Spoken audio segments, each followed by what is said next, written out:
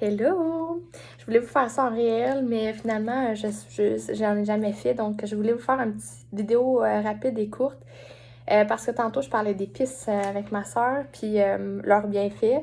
Puis après ça, j'ai été faire ma vaisselle, tout ça. Puis on m'a mis en parallèle, euh, en comparaison, si je peux dire ça comme ça, les épices et les enfants. Puis là, j'ai dit, OK, pourquoi j'ai cette information-là? Ça sort de loin. Puis on m'a montré les gens qui vont acheter plein de petits plats Tupperware parfaits qui s'emboîtent les uns dans les autres, qui sont tous pareils, pour pouvoir mettre leurs épices à l'intérieur. Parce que c'est plus beau, parce que ça se corde mieux, parce que c'est plus organisé dans l'armoire pour que ça se classe bien.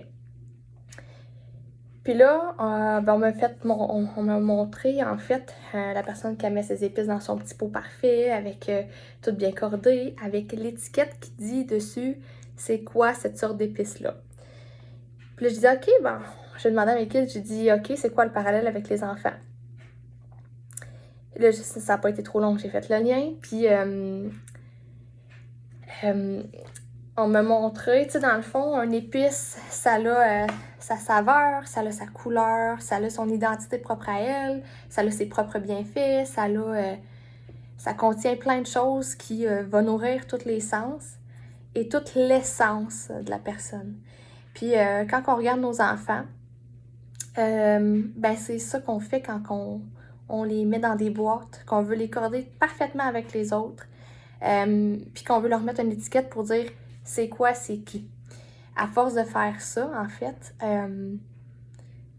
on se souvient de l'enfant par son étiquette, par ce qu'on lui a tagué dessus, mais en fait, cet enfant-là a une essence, a sa propre couleur, a sa propre saveur, a sa propre voix, a son propre goût. Fait que cette analogie-là, pour moi, est comme...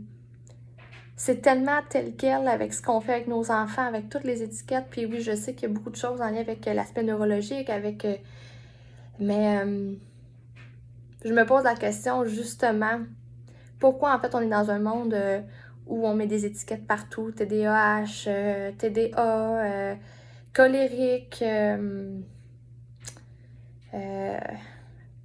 trouble de l'attachement, tout ça. En fait, c'est que plus on leur colle cette étiquette-là, plus ils deviennent ça. Mais plus on leur donne cette étiquette-là, plus ils se désidentifient de leur essence, puis s'identifient à l'étiquette.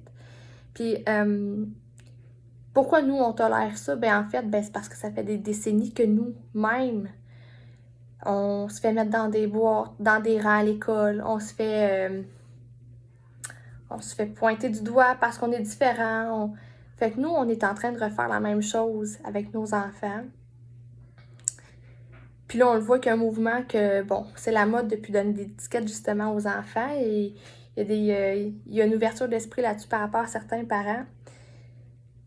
Puis, je voulais vous faire cette analogie-là parce que je la trouvais belle, puis parce que ça me fait comprendre pourquoi moi je fais l'école à la maison à mon fils, pourquoi moi j'accompagne mon fils de cette façon-là, pour qu'il maintienne, qu'il reste collé à son essence plutôt qu'à une étiquette qu'on va y mettre, plutôt qu'à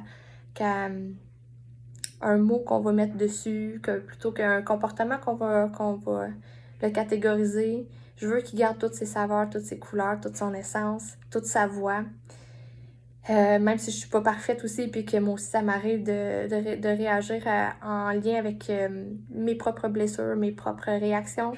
Mais n'empêche que nous, les adultes, on est la voix pour nos enfants, puis ça commence par nous. Puis des fois, en mettant des images dessus, on peut mieux se voir, puis mieux voir l'image de la société qui nous amène à de plus en plus être robotisés. Puis on le voit partout en ce moment, les robots. Donc voilà, c'était ma vidéo pour vous faire cette analogie-là qui me fait vraiment plaisir de partager. C'est sorti très loin, mais pas si loin que ça finalement. Puis je trouve ça important pour nos enfants d'ouvrir la voie pour eux, puis amener le changement, le nouveau monde, puis le mettre en place. Fait que voilà. Collez-vous à votre propre essence, puis ça va être ce que vous allez donner à votre enfant comme ton. C'est vous qui mettez le ton pour qu'ils maintiennent qui ils sont vraiment. En plus, vous allez incarner votre souveraineté, votre authenticité, votre essence, plus c'est ce que vos enfants vont apprendre et capter et émettre aussi par la suite, leur essence, plutôt qu'une robotisation. Fait que voilà!